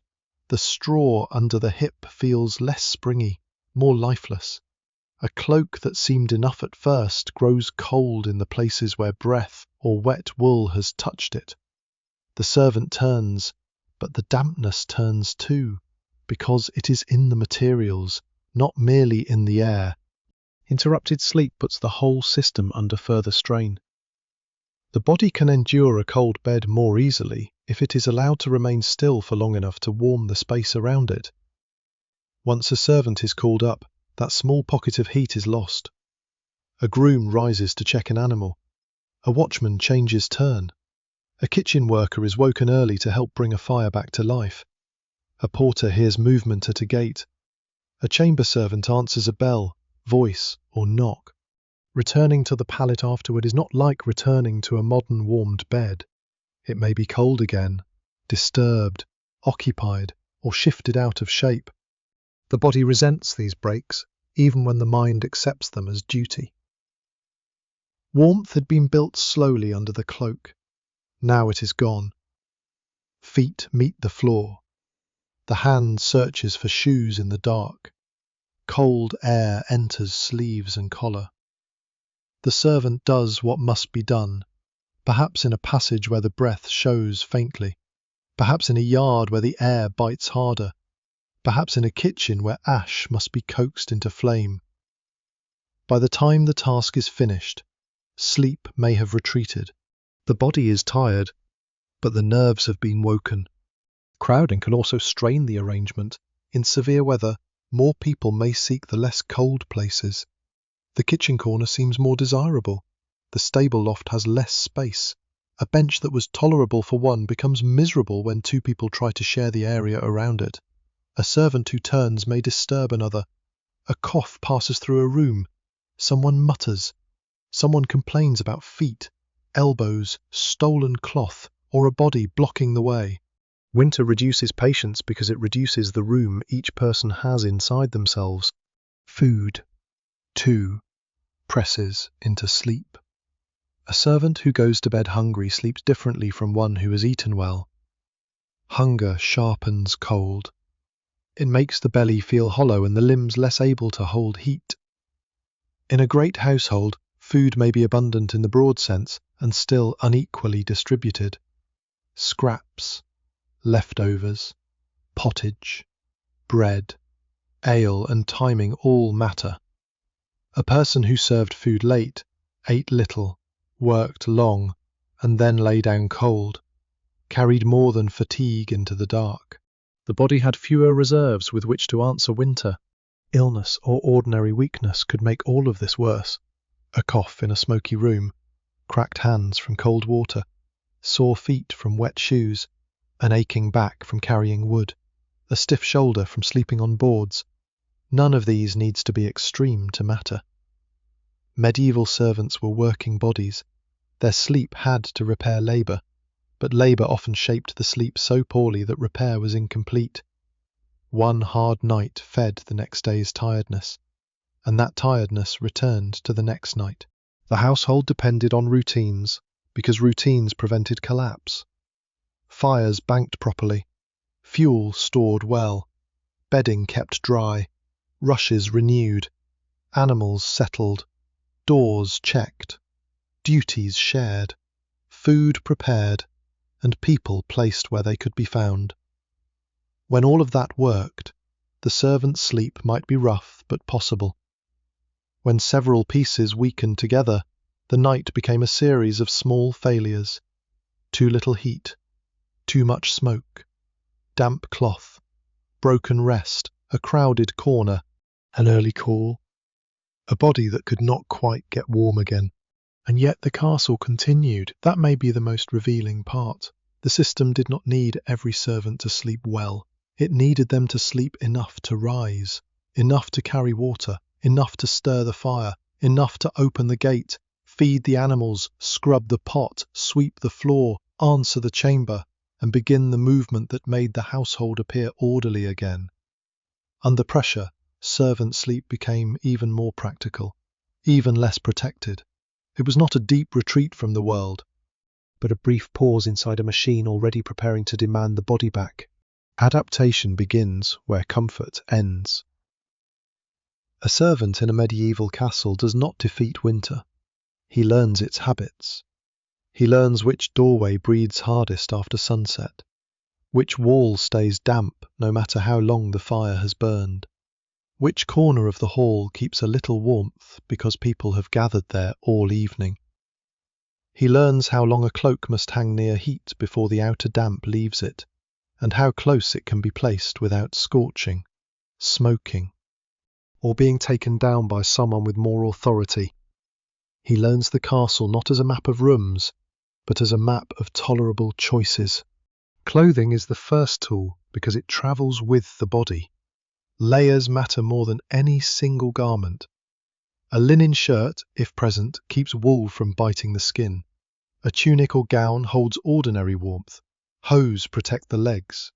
A hood or cap guards the head and ears. A cloak completes the small moving shelter. The servant may not own many garments, and what he owns may be worn, patched, smoke-heavy, and shared with the labour of the day, but he knows how to arrange it. A fold under the feet, a doubled edge over the knees, a hood pulled forward enough to guard the face, but not so far that it muffles the room. The best adaptation is often prevention. A servant who can keep clothing dry has already improved the night before it begins. Wet hems are lifted when crossing a yard. If the hands are free enough, shoes are kept away from puddles when possible. A cloak is turned so the damp side faces outward before lying down. Hose may be loosened near heat, but not abandoned where they might vanish.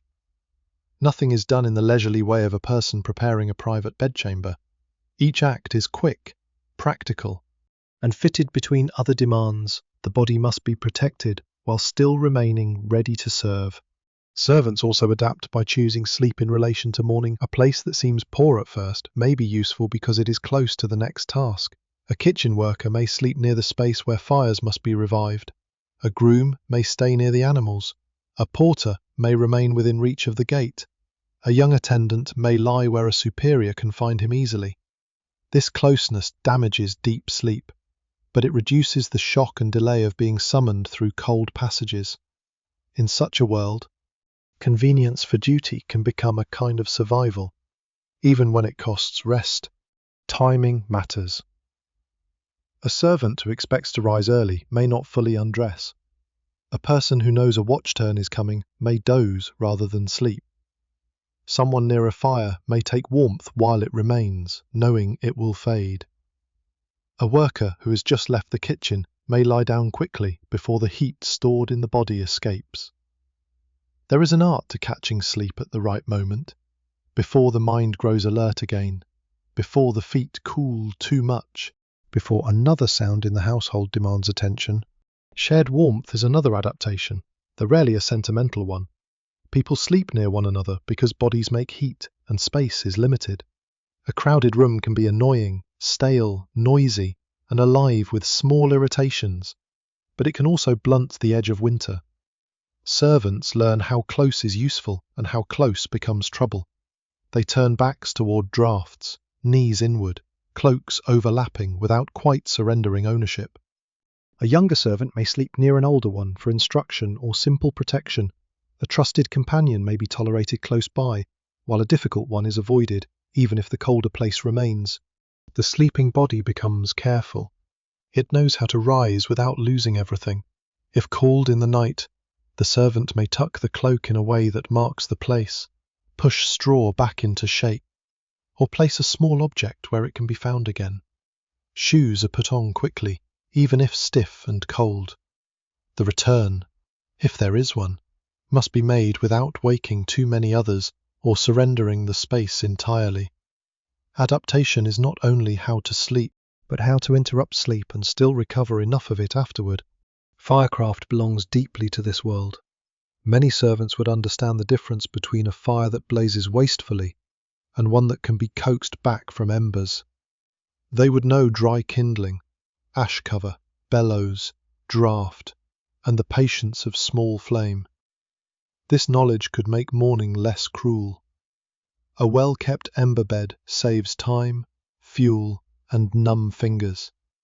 It does not give a servant a warm bedroom, but it gives the household a smoother return to heat. And sometimes the person tending it receives a little of that benefit first. A face warmed before dawn, hands held near the first living glow. Food habits also adapts to cold. A warm drink, a little pottage, bread dipped in broth, ale taken at the right moment, or even the last warmth of kitchen work can change how the body enters sleep. Not every servant receives enough, and not every night is generous, but those who can time food with rest know its value. A body with something inside it meets the cold differently from an empty one. Hunger makes a palate harder. It makes patience shorter. It makes the cold feel personal. Cleanliness and order, limited as they may be by circumstance, are also part of survival. Shaking a pallet, turning straw, avoiding the worst patch of rushes, keeping shoes together, drying a cap, moving a cloak away from spilled drink, brushing ash from cloth before lying down. These are small acts of control. They do not create modern hygiene or modern comfort, but they keep disorder from taking everything. A servant with little privacy may still maintain small boundaries. This is my cloak. These are my shoes. This is the drier side. This is the place where my hand can find what I need in darkness. Some adaptations belong to the mind. A servant learns not to expect perfect quiet. He learns which discomforts can be ignored and which must be answered before they worsen. A cold foot may need action. A hard board under the hip may simply be endured. A cough nearby may be only part of the room. A particular footstep may mean someone important is awake. Rest becomes selective. The mind lets go of what it can and keeps hold of what duty requires. There is dignity in this practical intelligence. It is easy, from a warm modern room, to imagine the medieval servant only as deprived. But deprivation is not the whole picture. The servant is also skilled in thresholds, embers, cloth, timing, sound, and bodies. He knows how to make a poor arrangement function for one more night. She knows how to judge whether a damp garment will dry by morning, whether a kitchen corner is worth the smoke, whether a shared pallet is warmer than a solitary bench, whether a little hunger can be slept through or must be answered with a crust before lying down. By the later hours of the night, these adaptations have settled into the room like another layer of bedding. Cloaks are arranged, shoes guarded, embers covered, bodies placed according to cold and rank and habit. Nothing is truly comfortable, but much has been made possible. That is the quiet achievement of the servant's winter sleep. It is not the triumph of warmth over cold. It is the patient conversion of hardship into routine, of a draught into a known enemy, of a cloak into a small shelter, of a crowded room into a shared defence, and of a few uncertain hours into enough rest to rise again. The coldest part of the night often comes when the servant is least able to answer it. The first work of evening is long finished. The last warmth from movement has drained away. The cloak has settled into its final shape around the body, no longer newly arranged, no longer holding the confidence it seemed to promise. The fire, if one is near, has fallen into its lower life. The coals may remain hidden under ash, but the room itself has thinned into a colder silence. This is the hour before morning begins to announce itself, when the body has spent most of its strength staying warm and still has a little more darkness to endure. In this hour, sleep can become strangely shallow. The servant may drift and wake without knowing why. A hip aches from the board beneath the pallet. One foot has slipped from the warmer fold of the cloak. Breath has dampened the cloth near the mouth. The shoulder closest to the wall feels cooler than the shoulder turned inward. Nothing has changed dramatically, yet every small discomfort has become more persuasive because the body is tired of correcting it. Turning over feels like labor. Pulling the cloak back into place lets cold air enter. Remaining still allows one ache to deepen. The castle itself seems almost asleep, but not completely. A building full of people and animals never becomes empty of sound. Somewhere, wood tightens in the cold. A door settles against its latch. A horse shifts its weight and exhales into straw. A sleeping dog scratches once, then grows quiet. Farther away, perhaps along a wall or near a gate, a watchman moves, or coughs, or stamps feet to keep feeling in them. These sounds are not loud enough to wake the whole household. They are the low stitching that holds the night together. For a servant trained by duty, each sound has to pass through judgment. Not that, not a call, not yet. Only the horse, only the latch, only the fire. This judgment may happen below full thought, in the half-lit part of the mind where sleep and work overlap. A person who has been called too often does not easily become unreachable. The body keeps a small guard posted even inside dreams. It listens from under wool. It measures whether the sound belongs to danger, work, rank, or nothing at all. The pre-dawn cold is also when hunger may return. A small meal taken hours earlier has disappeared into labour and shivering. The belly does not necessarily ache sharply. It may simply feel hollow, making the rest of the body less patient. A servant might remember bread, pottage, scraps, or ale from the evening, not as a feast, but as warmth that has already been spent. Food is not only nourishment in winter, it is part of the body's fire. When that inner fire lowers, the outer cold seems bolder. Hands and feet become the night's most honest witnesses. The servant may press fingers into the bend of an elbow, between knees, or beneath the body, borrowing heat from one part to save another. Feet are drawn closer, but the straw has flattened, and the cloak no longer reaches as generously as it seemed to at first. If shoes were kept on, the feet may be protected from the floor, but cramped and damp. If shoes were removed, they wait nearby like cold objects that must soon be accepted again. Either choice has its discomfort. The room's smells also change near morning. The sharpness of fresh smoke is mostly gone, unless a fire has been disturbed. What remains is older. Wool, bodies, stale rushes, cooled grease, damp wood, ashes, animals carried in on clothing, and the faint breath of the building itself. Such smells would not necessarily disgust the people living among them as they might a modern visitor. They were part of the familiar world. But in the coldest hours, when the air is still and bodies are close, the room can feel used up. Sleep continues inside air that has already served many purposes. The servant's dreams, if they come, may be practical and broken. A dream of carrying something, a dream of being late, a dream of a fire that will not catch, a dream of footsteps. Then a real sound enters and the dream changes shape around it.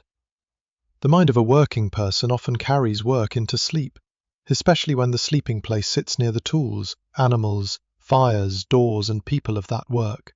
There is no clear border between labour and rest when the body lies down beside the thing it must tend at dawn, and dawn is not yet visible, but it is approaching in the duties of the house.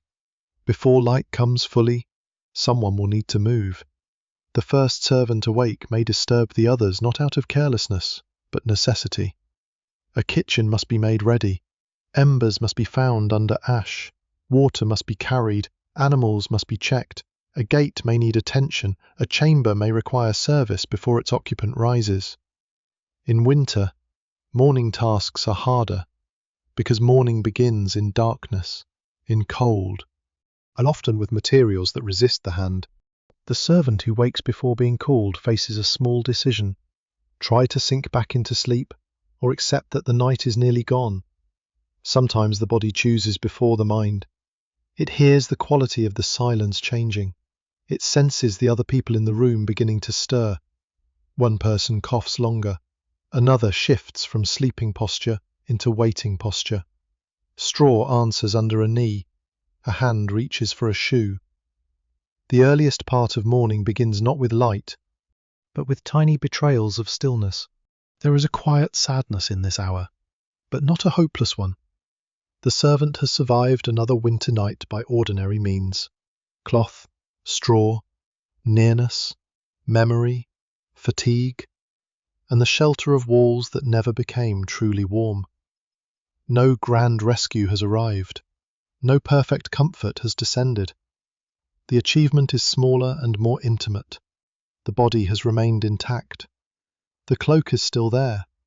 The shoes have not vanished. The fire, perhaps, has not died completely. The household has not yet demanded everything, though it soon will. This is the quiet climax of the servant's sleep, because nothing dramatic needs to happen. The whole meaning is in how little separates rest from work, and shelter from discomfort. A person lies inside one of the strongest buildings in the landscape, and still the final hours before dawn are negotiated in inches: cloth over toes, shoulder away from stone, ear open to duty, breath kept from dampening wool. The castle is powerful, but the body is small. Winter does not need to conquer the walls. It only has to find the servant through the floor, the air, the cloth, and the morning that waits just beyond sleep. At last, before the sun has warmed anything, the servant begins to return to the day, not fully awake, not fully rested, but summoned by habit before command. The cloak loosens, cold enters at the neck, fingers search for shoes, ash waits somewhere to be stirred. The fragile shelter made by the sleeping body breaks apart in a few movements, and the night's little warmth escapes into the room. Morning does not arrive all at once. It loosens the night by degrees, and in those degrees the servant's rest begins to come apart. At first there is only a paler feeling beyond a shutter, a change in the darkness that the eyes may not yet see. The air remains cold, the floor remains cold, the cloak remains the same rough shelter it has been for hours. But something in the household has shifted. The stillness is no longer deep night.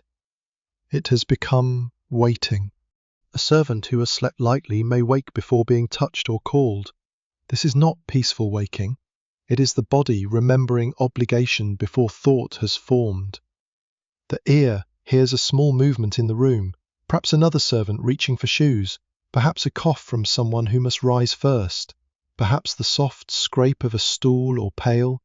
The mind tries to stay under the last thin cover of sleep, but the household is already pulling threads from it. Soon there will be fire to wake, water to fetch, animals to tend, doors to open, food to prepare, ash to clear, floors to sweep, and people of higher rank to serve before they fully enter the day. The hardest part is leaving the little warmth the body has made for itself. During the night, the servant has created a narrow climate under wool and tired breathing. It is not truly warm, but it is known. The body has warmed the inside of the cloak, the hollow in the straw, the place where the knees have been drawn close. To rise is to break that small world. Cold air slips immediately against the neck. The back protests as it straightens. A hand comes out from shelter and feels the room as if touching water. What had been survivable under cloth becomes sharp again in the open. The shoes are waiting, and they are rarely kind at this hour. If they were kept on, the feet may be stiff, cramped, and damp. If they were removed, the shoes may have hardened with cold, and the first touch of them can feel like entering the weather before leaving the room. The servant reaches by memory. Fingers find leather, laces, a strap, a wooden sole, a familiar worn place. There may be no time to warm them properly. A person bends, pulls, fastens, and accepts the discomfort, because the day cannot wait for comfort to become ready. Around the room, other bodies return reluctantly from sleep. Some move quickly, trained by fear of lateness or by habit. Others delay a moment, gathering themselves under cloaks before surrendering to the air. The oldest may rise with stiffness. The youngest may be shaken from deeper sleep, confused for a few breaths, then hurried into motion. Straw shifts. A bench creaks. Someone mutters. Someone searches for a cap. Someone finds that a garment is still damp and puts it on anyway. The night's rest, such as it was, ends in small practical noises. The fire, if it has been banked well, becomes the first hope of morning. Ash is disturbed. A dull red shows beneath grey. The servant who tends it may feel a private relief when the ember is alive, because a dead hearth means more work, colder hands, and perhaps blame. Kindling must be chosen carefully. Breath or bellows encourages the smallest flame. At first there is smoke before warmth, irritation before comfort. Then a thread of fire takes. It catches one splinter, then another. Light returns, not as sunrise, but as labour coaxed from yesterday's remains. In the kitchen, the day's warmth begins while the room is still half dark. Pots are handled, water is moved.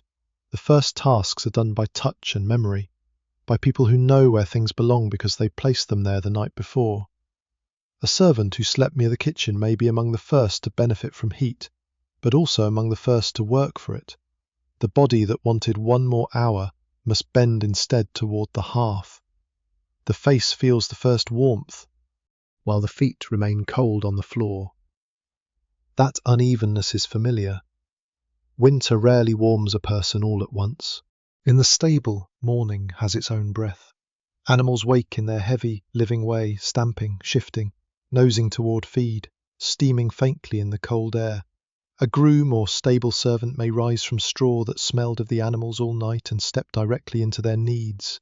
The warmth of the stable is no longer the warmth of rest. It becomes the warmth of bodies to be fed, checked, brushed, cleaned around, and made ready. A horse does not wait for a servant's sleep to be complete. Its hunger and restlessness belong to the household's morning machinery. The passageways begin to matter again. In the night, a servant may have avoided them as cold channels between pockets of shelter. Now they must be crossed. A pail carried one way, ash carried another, water from a well, cistern, or stored supply, fuel brought inward, cloth moved, a message carried, doors opened and shut, each one letting the outside remind the castle that winter has not gone. The servant's body, barely warmed by movement, is asked to meet the building again as a worker rather than a sleeper. For a few moments, the noble chambers may still be quiet. Behind curtains and doors, the better protected sleepers remain inside their smaller climates. This delay is part of the order of the house. Servants rise so others may rise later into a world already made manageable. The fire is not yet strong, but it is begun. The water is not yet hot, but it is moving. The animals are not yet ready, but they are being answered. The hall is not yet fully alive, but the traces of night are being pushed aside. Comfort, once more, is being prepared before it is seen. The servant may not think about this as injustice every morning. Often there is no space for such thoughts. The work itself fills the mind. Where is the tinder? Is the pail sound? Has the horse eaten? Is the cook awake? Has the door bolt stuck? Who is missing? What must be done before someone important calls? Tiredness becomes practical. The body may ache, but it moves through known tasks. That is another form of adaptation, the transformation of insufficient sleep into routine. Still, somewhere in the body, the night remains. It remains in a sore shoulder, in the cold line where the cloak slipped, in the roughness of the throat from smoke, in the heaviness behind the eyes. The servant carries sleep's incompleteness into the morning like an invisible load. A modern person might name it exhaustion. The medieval servant might simply feel the body resisting and continue. Work does not pause to ask whether rest was deep enough. As the first grey light gathers, the sleeping places begin to disappear. Pallets are shifted, rolled, or made less visible. Benches return to use. Cloaks become clothing again. Straw is kicked back into shape or left to be dealt with later. A space that held curled bodies in darkness becomes a working room, a passage, a corner of service. The evidence of sleep is cleared because the household needs the day's order more than it needs the memory of who lay cold there. This is the descent toward rest's ending, not its fulfillment. The servant has not awakened refreshed in the modern sense. Sleep has been a narrow permission granted between duties, interrupted by cold, shaped by rank, and ended by necessity. Yet it has done enough to stand, enough to lift, enough to listen, enough to begin again. The cloak, which was blanket in the night, settles over the shoulders as clothing. The shoes find the floor. The breath enters cold air. The fragile warmth made under wool is gone, but the servant carries forward what remains of it, moving toward the first labour of the day while the castle slowly wakes around them. By the time the castle has begun to wake, the servant's night has already become difficult to see. The place where a body lay curled under wool is no longer only a sleeping place. It is a corner needed for movement, a bench needed for work, a patch of floor that must be crossed, swept, or cleared. The straw that held the shape of a shoulder is disturbed by a knee, a shoe, a passing foot. The cloak that served as a blanket has returned to the body as clothing. The small shelter of sleep disappears almost as soon as the servant leaves it. Ash waits in the hearth with the patience of something that has survived the night better than the people around it. Under its grey cover there may still be a little red life. A servant bends toward it, not as a dreamer now, but as a worker. The hand that spent the night hidden for warmth comes out into the colder air and takes up the tool. Ash shifts. A coal shows itself. Kindling is placed carefully. The first small flame comes with smoke before comfort, making the eyes narrow. The room has not yet become warm, but it has begun to remember warmth. This is how the castle's comfort returns. Not magically, not evenly, but through hands. The servant wakes the fire, another brings water, another moves through the yard toward animals. Someone opens a door and lets the morning cold enter because a closed door cannot serve every need. Someone carries out ash. Someone checks bread, pots, buckets, latches, lamps, cloth, or horses. The household rises by passing tasks from body to body. The higher chambers may still hold their private air for a little longer, but below and around them, the machinery of warmth has already started. The night's answer is now visible in reverse. Servants slept where work allowed them to stop, and they woke where work required them to begin. A kitchen worker who rested near dying heat is now nearest the fire that must be made useful. A groom who slept among animal warmth is now responsible for the animals that gave it. A watchman who dozed in fragments now carries the weariness of staying alert. A chamber servant who handled better bedding may soon return to straighten it, air it, warm it, or prepare the room for someone whose sleep was more protected. Each sleeping place explains the task attached to it. There is no need to imagine all of them miserable in the same way. That would flatten the past. One servant may have slept well enough, wrapped tightly, lucky in a dry corner. Another may have barely slept, called twice before dawn. One may have had a better cloak because of seniority or favour. Another may have woken with damp feet and stiff hands. A kitchen corner, a stable loft, a service room, a hall bench, a shared pallet, a place near a passage. All of these could be part of the same castle world. Winter did not create one story. It revealed many small inequalities. Yet the common thread is clear. Medieval castle servants slept inside a household that valued their labour more than their rest. Their warmth was borrowed from the systems they maintained, the hearth they tended, the animals they watched, the rooms they cleaned, the clothing they kept dry, the people beside whom they lay, the fuel they carried, the straw they shook into some usable shape. Their sleep was practical, crowded, interrupted, and physical.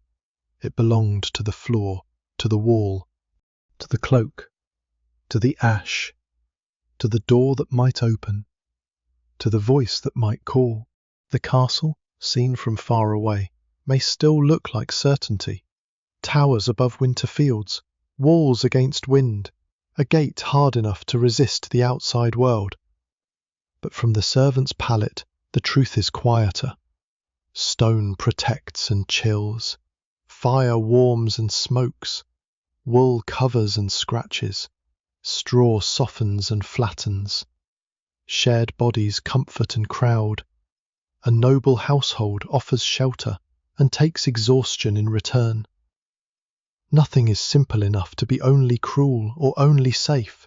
The servant lives in the middle of that bargain, and perhaps that is why this winter night matters. It takes a grand building and returns it to the body. A castle is not only battlements, banners, and noble chambers. It is a cold foot searching for the edge of a cloak. It is a hand testing whether a shoe is dry enough to wear. It is a girl or boy learning where not to lie because the draught comes under that door. It is an older servant who knows how to cover coals so morning is not quite so harsh. It is a groom hearing a horse before fully waking. It is a kitchen worker smelling smoke in the hair long after leaving the hearth.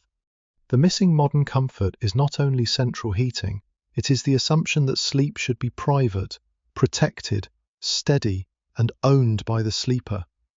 For the castle servant, sleep was often conditional. It lasted until work returned.